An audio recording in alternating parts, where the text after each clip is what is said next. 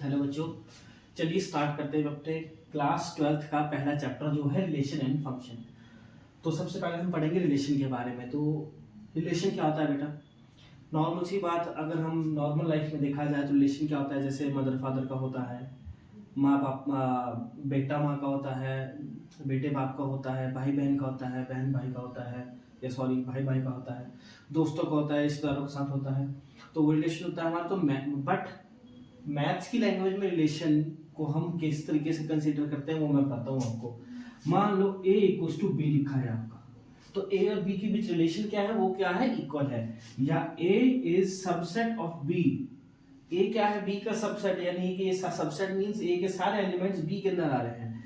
या a is greater than equals to b, या फिर b is less than equals to a, a b से बड़ा भी या उसके बराबर है, ठीक है, या b छोटा है b के बराबर है या उससे छोटा है, ये हमारे इनके बीच का रिलेशन है। या फिर देखो मान लो a बिलोंग्स टू b, ठीक है, a बिलोंग्स टू b है, यानी जो a है हमारा वो b सेट के अंदर आ रहा है, उसके एलिमेंट आ रहे हैं हमारे। तो ये क्या होता है बेटा, हमारा रिलेशन बोला जाता है मैथ्स की लैंग्वेज में, ठीक है। अब मैं आपको बताऊंगा कार्टेशियन प्रोडक्ट।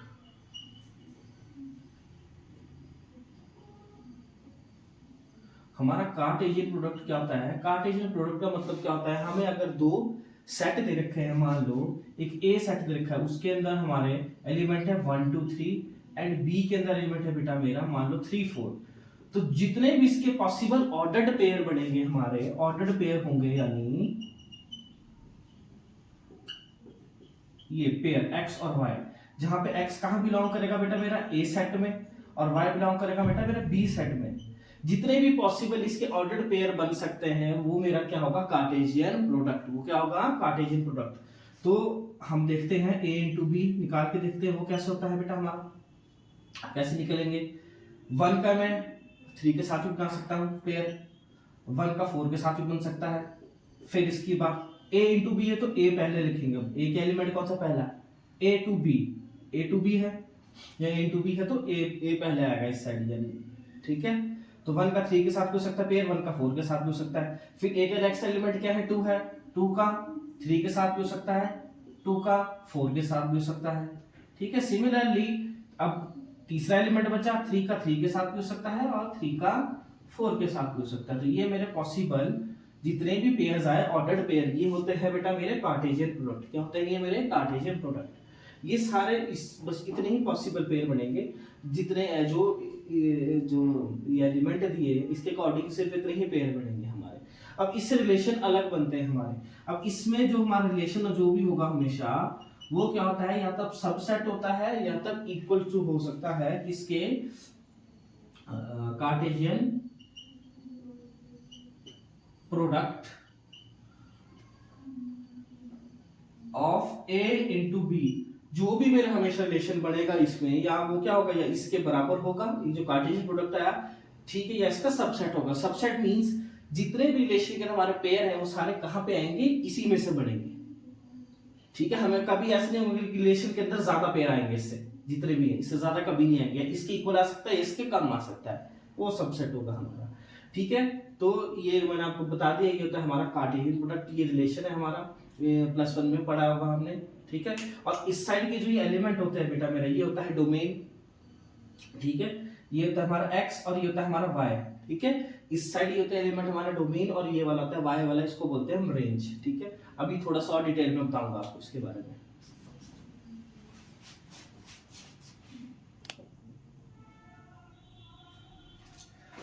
चलिए बच्चों, आपको मैं एक एग्जांपल देता हूँ रिलेशन का, ठीक है। मान लो ए सेट है, उसके अंदर एलिमेंट है 1 2 3 और बी के अंदर है 1 4 5 8 9 है। तो अगर मेरे को उसका कार्टेशियन प्रोडक्ट निकालना पड़ेगा, यानी a इंटू बी, तो वो क्या क्या बनेगा, सबसे पहले a है तो यानी a के एलिमेंट है, सबसे पहले a के एलिमेंट आएंगे। तो यानी 1 का 1 के साथ भी हो सकता है पेयर, 1 का 4 के साथ भी हो सकता है, 1 का 5 के साथ भी हो सकता है, 1 का 8 के साथ भी हो सकता है, 1 का 9 के साथ भी हो सकता है। फिर 2 की बारी, 2 का भी 1 के साथ हो सकता है, 2 का 4 के साथ भी हो सकता है पेयर, 2 का 5 के साथ, 2 का 8 के साथ, 2 का 9 के साथ, ठीक है। फिर 3 के लिए ये पॉसिबल्स जितने भी होंगे हमारे a क्रॉस b, कार्टेशियन यानी ऑर्डर्ड पेयर होंगे वो लिख रहा हूं मैं, जितने भी होंगे हमारे पॉसिबल सारे 3 1 3 4, सिमिलरली इस तरीके से 3 5 3 8 3 9। ठीक है, ये है मेरे पॉसिबल कार्टेशियन प्रोडक्ट यानी ordered pair of a into b. अब मुझे एक रिलेशन दे रखा है, relation x y such that x equals to y square, जहां पे x कहां बिलोंग कर रहा है बेटा मेरा a में और y बिलोंग कर रहा है बेटा मेरा b में। इसका क्या मतलब हुआ कि x की वैल्यू है वो सेट a से आ रही है और जो y है वो जो भी एलिमेंट y का वो किस में है, b में है।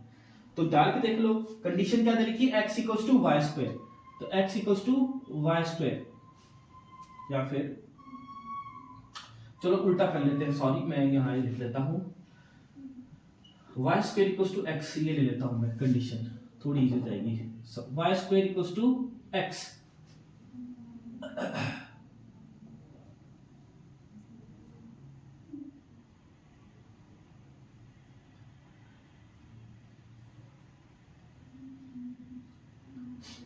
तो वो वाला सही जाएगा।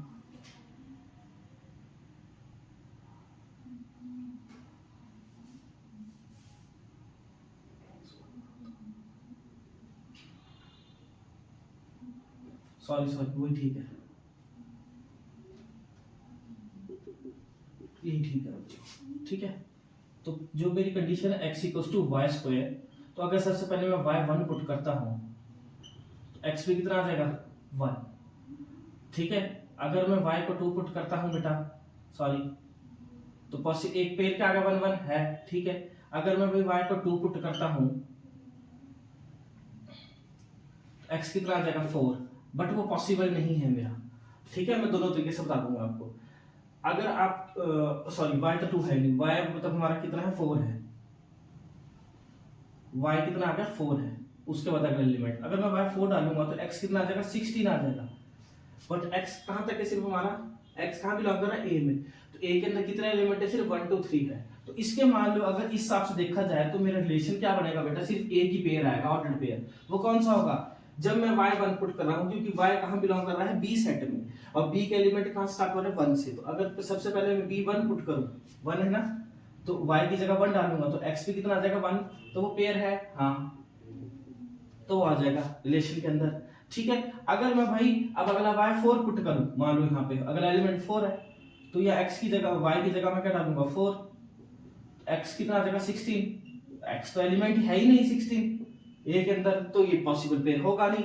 5 डालेंगे तब 25 आ जाएगा, तब भी होगा नहीं। यानी सिर्फ कितने पेयर बनेंगे इस सिचुएशन के अकॉर्डिंग, जो कंडीशन है इसके अकॉर्डिंग सिर्फ एक ही पेयर बनेगा मेरा। तो ये रिलेशन है, मैंने आपको बताया था जो भी रिलेशन होता है मेरा वो क्या होता है, या तो सबसेट होता है या क्या होता है उसके इक्वल होता है हमारा, किसके, कार्टेशियन प्रोडक्ट के। तो कार्टेशियन प्रोडक्ट के वहीं से देखो जो ये एलिमेंट है इसके अंदर आ रहा है तो उसका सबसेट हुआ यानी। ओके, अगर मैं कंडीशन चेंज कर दूं y equals to x square कर दूं, y equals to x square कर दूं, तो उस केस में क्या बनेंगे मेरे रिलेशन, चेक कर सकते हैं। अब x कितना है बेटा मेरा 1, ठीक है, y equals to x square, तो पहले x का एलिमेंट कितना है, x कहां पे बिलोंग कर रहा है a में, a में कौन कौन सा एलिमेंट है 1 2 3, तो अगर मैं x की जगह 1 डाल दूं बेटा तो y कितना आ जाएगा 1 का स्क्वायर, दैट मींस y भी 1 आ जाएगा। तो पेयर क्या बना 1 1 है, हाँ तो ये आ गया। फिर अगर मैं x अगला एलिमेंट 2 है, x की जगह अगर मैं 2 डाल दूं तो y कितना आ जाएगा 2 का स्क्वायर, कितना आ जाएगा 4, तो मेरा पेयर क्या बनेगा 1 4, वो भी है, तो एक पेयर ही आ जाएगा, एग्जिस्ट कर रहा है ना a इंटू बी में। अगर मैं y की जगह 3 पुट कर दूं, क्योंकि अगला एलिमेंट क्या है 3 है, सॉरी x की जगह 3 पुट कर दूं तो y कितना आ जाएगा 3 का स्क्वायर, दैट मींस y आ जाएगा बेटा मेरा 9, अब 9 भी है 1 9, तो सिर्फ यही इसके पॉसिबल पेयर होंगे और ये होगा मेरा रिलेशन इसके अकॉर्डिंग। तो हमेशा जो रिलेशन होता है वो क्या होता है, सबसेट होता है या इक्वल्स टू होता है किसके, Cartesian product a into b के। होप सो आपको बेटा ये चीज क्लियर होगी होगी, ठीक है।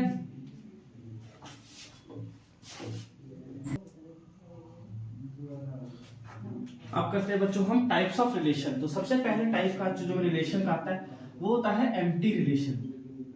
क्या होता है, एम्प्टी रिलेशन। सबसे पहले तो एम्प्टी रिलेशन का मतलब क्या होता है, जब मेरे रिलेशन के अंदर कोई भी ऑर्डर्ड पेयर नहीं आएगा, यानी रिलेशन क्या होगा, डेट मींस मेरा सिंपल फाई के, मान लो कार्टेशियन प्रोडक्ट है ए इंटू बी, कुछ भी है, ठीक है, जो भी आ रहा है हमारा, और उसके अकॉर्डिंग एक भी जो रिलेशन दे रखा होगा उसके अकॉर्डिंग एक भी पेयर नहीं आ रहा होगा उसके अंदर, रिलेशन के अंदर, यानी फाई मींस कुछ भी नहीं आ रहा होगा खाली, तो वो क्या होता है बेटा, मेरा एम्प्टी रिलेशन। क्या होता है बच्चों, मेरा एम्प्टी रिलेशन। ठीक है, फिर सेकंड आता है बेटा मेरा यूनिवर्सल रिलेशन।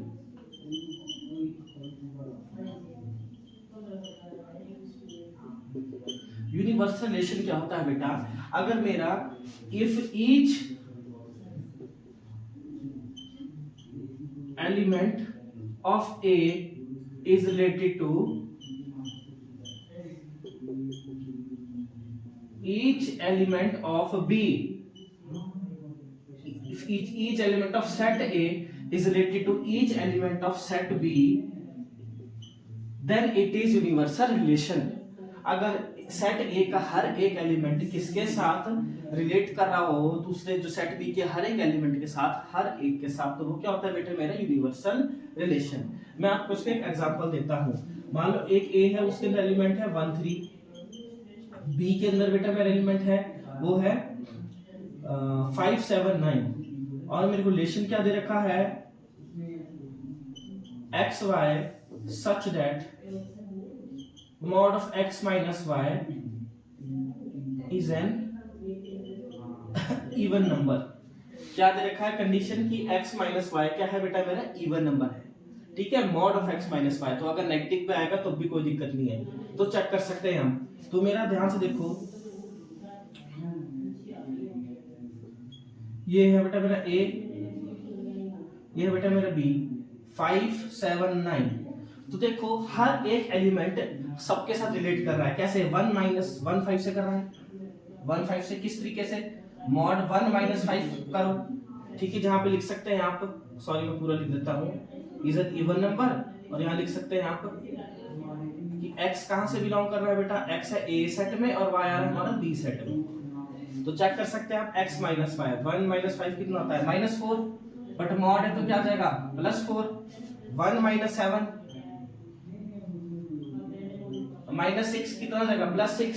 सिमिलरली 1 9 भी आपस में रिलेट कर रहा है, 1 माइनस 9 कितना होता है, -8, मॉड हट जाएगा, +8, इवन नंबर है।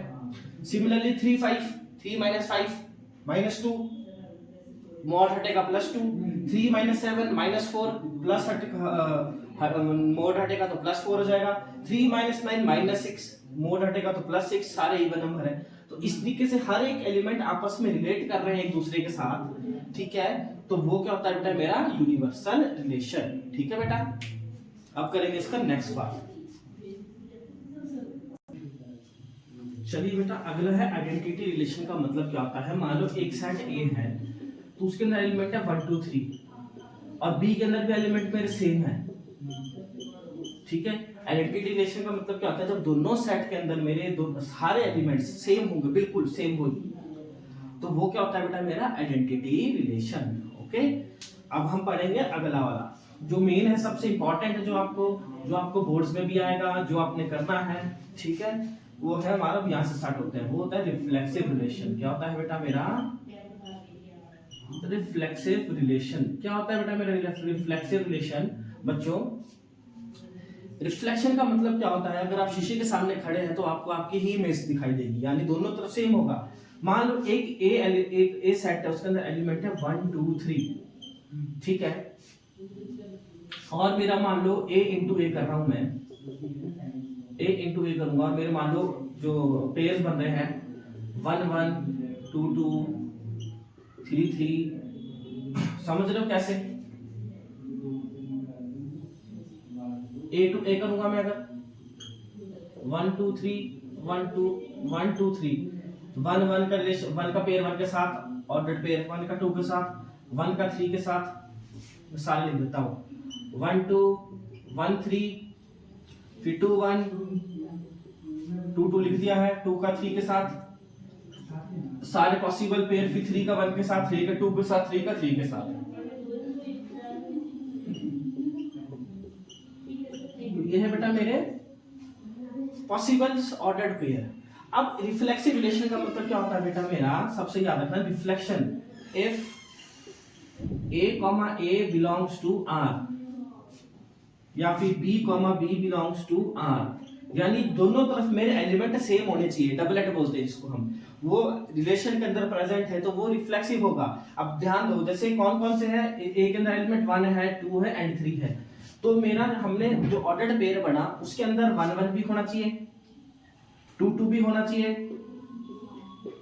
एंड 3 3 भी होना चाहिए। जितने भी पेयर्स है, सॉरी एलिमेंट है, उन सबका डबलेट होना चाहिए रिलेशन के अंदर, तो वो क्या होता है, रिफ्लेक्सिव रिलेशन। अब देखो 1 1 भी है, 2 2 भी है, 3 3 भी है, तो ये क्या होगा, रिफ्लेक्सिव रिलेशन। क्या होगा ये मेरा रिफ्लेक्सिव, यानी रिफ्लेक्शन, जो एलिमेंट है उसी की रिफ्लेक्शन आ रही है। आप शीशे के सामने खड़े हो तो आपको आपकी ही इमेज दिखाई देगी, ए बी बी सी सी, इस तरीके से, इसको ए मान लो एलिमेंट को, इसको बी मान लो, इसको सी मान लो, ठीक है।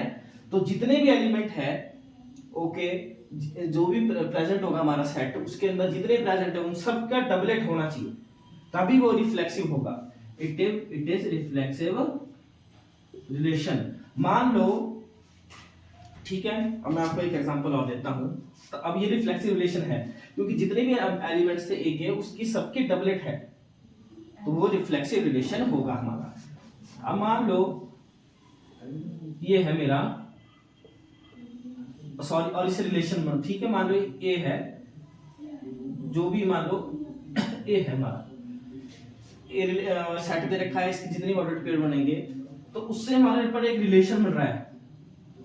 रिलेशन बन रहा है किसका, ए टू ए, हमारा रिलेशन बन रहा है बेटा ए टू ए का। जितनी ऑर्डर्ड पेयर होगा, मान लो सबसे कुछ रिलेशन बना है हमारा ए टू ए का, क्या बन रहा है, 1 1 2 2 1 2 एंड 2 1, ये हमारा पॉसिबल मान लो रिलेशन बन रहा है हमारा, ठीक है।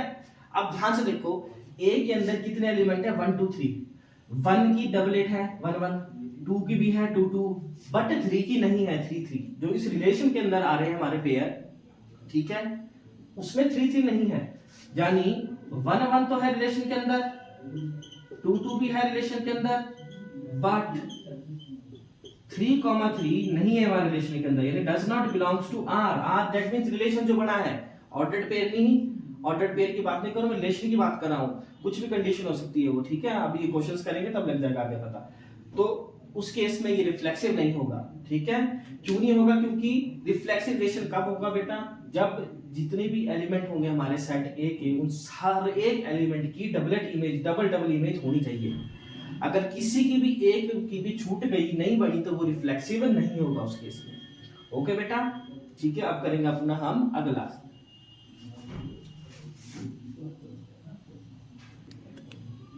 फिर है बेटा हमारा अगला सिमेट्रिक रिलेशन। सिमेट्री का मतलब क्या होता है,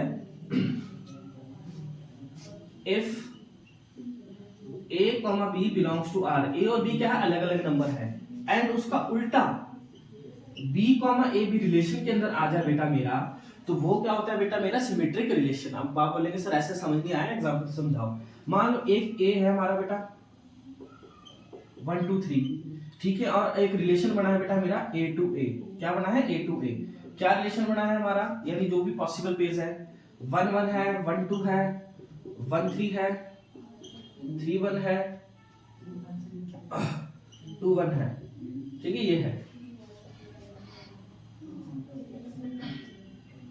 अब बताना है ये सिमेट्रिक होगा या नहीं होगा। तो सबसे पहले देखो, ए, ये ए है और ये बी है, ए बी अलग अलग एलिमेंट, ठीक है, ये नहीं होगा ए बी, क्योंकि ये दोनों जगह सेम है। तो देखो सिमेट्रिक रिलेशन क्या होता है बेटा मेरा, if a, b belongs to r and उसका उल्टा b, यानी इंटरचेंज हो जाएगी वैल्यूज, वो भी अगर रिलेशन के अंदर प्रेजेंट है वैल्यू में, ऑर्डर्ड पेयर प्रेजेंट है, तो वो क्या होगा बेटा मेरा, सिमेट्रिक रिलेशन होगा। जैसे 1 2 इसके अंदर का मतलब प्रेजेंट रिलेशन के अंदर है, इसका उल्टा भी है, 2 1 भी है, तो ये क्या होगा, symmetric, it is a symmetric relation. या फिर देखो आप यहां पे देख सकते हैं 1 3 है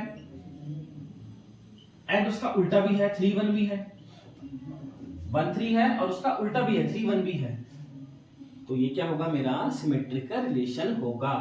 मान लो 1 2 होता, 2 1 नहीं होता, तो ये सिमेट्रिक नहीं होता। 1-3 है या 3-1 नहीं होता तब भी सिमेट्रिक नहीं होता हमारा। ओके बेटा, तो ये होती है हमारी सिमेट्रिक रिलेशन की कंडीशन। ठीक है, अब हम करेंगे इसका जो है अगला, वो है ट्रांजिटिव रिलेशन।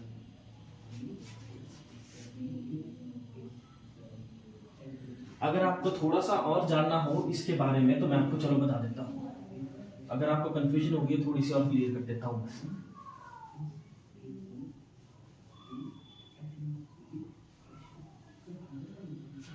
मान लो आपको एक रिलेशन दे रखा है बेटा 1-1 1-2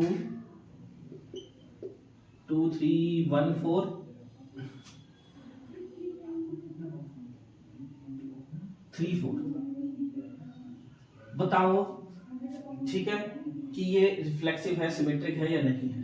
तो रिफ्लेक्स सिमेट्रिक के लिए बात करते हैं, फिर आपको जब सारा जो है कंप्लीटली तब बता दूंगा आपको। सबसे पहली बात देखो 1,2 बिलोंग्स टू आर कर रहा है, बट 2,1 है नहीं है, तो ये सिमेट्रिक नहीं होगा।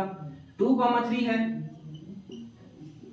बट उसका उल्टा 3,2 नहीं है। सिमिलरली 1-4 है, उसका उल्टा 4-1 नहीं है, तो ये है नॉट सिमेट्रिक। रिफ्लेक्सिव नहीं होगा, सिर्फ एक ही पेयर है 1-1, यहाँ पे 2 भी है एलिमेंट, 3 भी है, 4 भी है, तो 1-1 तो है बट 2-2 नहीं है, 3-3 है, 4-4 नहीं है, तो ये रिफ्लेक्सिव भी नहीं होगा। एक रैंडमली एग्जांपल दिया है मैंने, उससे समझा दिया आपको। ठीक है, देखो 1-2 था बट 2-1 नहीं था, तो ये सिमेट्रिक नहीं होगा। एक और पेयर देख सकते हैं आप, 2-3 है बट 3-2, 2-3 तो बिलोंग कर रिलेशन के अंदर पेयर है मेरा ऑर्डर पेयर, बट 3-2 नहीं है, उसका उल्टा नहीं है, तो यानी ये सिमेट्रिक रिलेशन मेरा नहीं होगा। ओके बेटा, अब हम करेंगे अपना नेक्स्ट। अब है बेटा मेरा जो अगला है वो है ट्रांजिटिव रिलेशन। क्या है ट्रांजिटिव रिलेशन? तो क्या होता है बेटा मेरा ट्रांजिटिव रिलेशन? इसकी कंडीशन क्या होती है बेटा, if A, B belongs to R, A and B अलग अलग दोनों एलिमेंट्स होंगे, जैसे मान लो 1, 2, 2, 3, 1, 4, 1, 5 कुछ भी अलग अलग है, एंड B, एक और एलिमेंट आता है C, वो भी रिलेशन के अंदर आ रहा है, एंड किसका क्रॉस A, C भी अगर रिलेशन के अंदर आ जाता है then it is transitive, then it is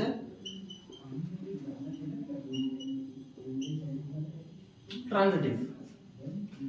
ठीक है, मैं फिर बताता हूं क्या। अगर ए बी रिलेशन के अंदर है, जहां से खत्म हो रहा है ये बी, वहीं से एक पे और ढूंढो जहां पे अलग वैल्यू है सी, यानी बी सी बिलोंग कर रहा है आर में, एंड इफ ए कॉमा सी भी आ जाता है रिलेशन में तो वो मेरा ट्रांजिटिव होता है। मैं एक एग्जांपल देता हूं आपको। एक रिलेशन है बेटा, मान लो 1-2 है, 2-3 है, 1-3 है, 1-4 है, सॉरी ये कॉमा है। ठीक है, वो चेक करना है ट्रांजिटिव है या नहीं है। ठीक है, अब देखो सिंस a, b, ये a है ये b है, 1,2 बिलोंग्स टू r, इसको मैंने a ले लिया, इसको b, अब जो b है मेरा 2, चेक करो कि क्या एक और पेयर ऐसा है जो b 2 से स्टार्ट हो रहा है और जिसमें एक अलग से c वैल्यू आती है, मतलब c तो अलग ही नंबर होगा ना, a को हमने 1 मान लिया, b को 2, c क्या होगा इन दोनों के अलावा कोई भी। ठीक है, वो 3, 4, 5, 6 कुछ भी हो सकता है, नेगेटिव पॉजिटिव कुछ भी हो सकता है। तो एक और पेयर है B, C यानी 2, 3 बिलोंग्स टू R, ये A, B, ये B, C। अब चेक करना है कि हमने ये दोनों भी एग्जिस्ट कर रहे हैं इस पेयर में, हाँ है, एंड 1, 3 भी हमारा रिलेशन के अंदर आ रहा है बेटा, तो ये क्या होगा, इट इज ट्रांजिटिव रिलेशन। क्या होगा बेटा मेरा, ये ट्रांजिटिव रिलेशन होगा। क्यों? देखो 1, 2 A, B belongs to R है, क्या है A, B belongs to R है। एग्जाम में जब भी आप क्वेश्चन करोगे सबसे पहले ये कंडीशन लिखनी पड़ती है, उसके बाद पेयर बनाने पड़ते हैं। B, C भी है रिलेशन के अंदर, यानी जैसे 1, 2 है, 2, 3 भी है, and A, C, that means A और C 1, 3 भी रिलेशन के अंदर है, तो वो क्या होता है बेटा मेरा ट्रांजिटिव रिलेशन होता है। ओके, होप सो आपको ये चीज क्लियर होगी। इसकी कंडीशन एक और होती है, वो भी आपको बताता हूं मैं।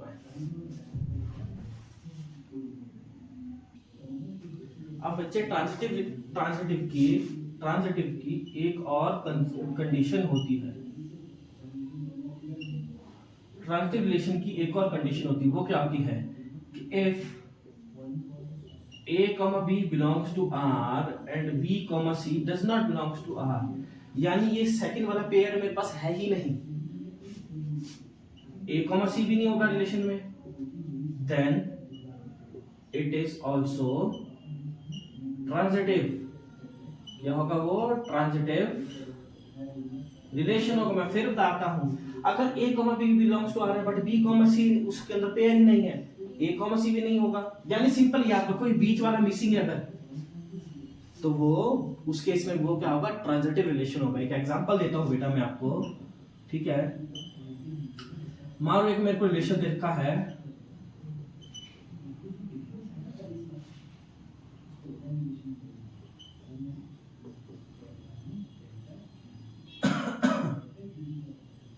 देखो 1,2 बिलोंग कर रहा है आर में, इसको मैंने ए मान लिया, इसको बी मान लिया। अब कोई एक ऐसा पेयर है जो बी, इसको ए मानते हैं हम, इसको लेते हैं बी। अब ट्रांजिटिव की कंडीशन क्या होती है, A comma B belongs to R, B comma C belongs to R and A comma C belongs to R, तीनों है तो वो ट्रांजिटिव होते हैं। अब चेक कर सकते हैं यहाँ बेटा 1,2 बिलोंग्स टू आर है, बट फिर चेक कर लो क्या कोई ऐसा पेयर है जो 2 से स्टार्ट हो रहा, नहीं है। 2, सी कोई तीसरा एलिमेंट है, प्रेजेंट ही नहीं है, वो does not belongs to r, है ही नहीं। जब 2, सी नहीं है तो जब हमें सी नहीं पता है ही नहीं है, तो 1 को हम क्या चेक करेंगे, 1, सी भी नहीं है, तो उस केस में क्या होगा, then it is also, then it is transitive.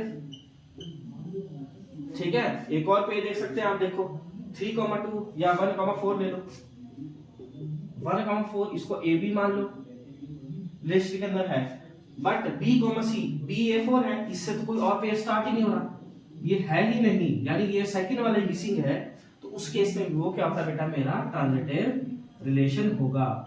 Okay, that means पहला पेयर आ रहा है बट दूसरा पेयर ही नहीं है इसके अंदर कोई, ठीक है। 1, 2, 3, 2 कोई पेयर ही नहीं है जो बी से स्टार्ट हो रहा होगा, उस केस में वो क्या होता है, ट्रांजिटिव रिलेशन होता है मेरा। ओके, मैं फिर आता हूं 1,2 देखो, इसको बिलोंग्स टू आर यानी ए बी। अब कोई मेरे पास इसके अलावा कोई और पेयर नहीं है, B2 है जो 2 से स्टार्ट हो रहा है, ये B नहीं होगा, ये खत्म हो रहा है, जो 2 से स्टार्ट हो रहा होगा इस साइड से, वो नहीं है, इधर 3 से स्टार्ट हो रहा है, इधर 1 से स्टार्ट हो रहा है, तो 2, सी है ही नहीं हमारा, ये बीच वाला पेयर ही नहीं मिल रहा है कहीं पे भी, जितने भी ऑर्डर पेयर दिए होंगे रिलेशन के अंदर नहीं है, तो उस केस में वो यानी सिर्फ ये ही मिसिंग होगी बीच वाली, तीसरी देखनी नहीं है, बीच वाली अगर मिसिंग होगी तो समझ लो उस केस में वो भी क्या होगा, ट्रांजिटिव रिलेशन होगा हमारा। तो ये कंडीशन और आती है जो बहुत कम बताई जाती है, बट कभी आपको एमसीक्यूज में आ जाती है या किसी क्वेश्चन में यूज आती है, तो वहां गलती मत करना, ठीक है बच्चों। तो ये हो गया हमारा ट्रांजिटिव रिलेशन का टॉपिक खत्म। अब एक लास्ट रिलेशन बचा है, उसके बारे में बताता हूँ आपको। फिर जो बेटा इसमें हमारा लास्ट रिलेशन है वो होता है इक्विवेलेंस रिलेशन। इक्विवेलेंस रिलेशन क्या होता है, बहुत इजी है। इफ अ रिलेशन इज, अगर हमारा रिलेशन क्या हो, इज रिफ्लेक्सिव, सिमेट्रिक,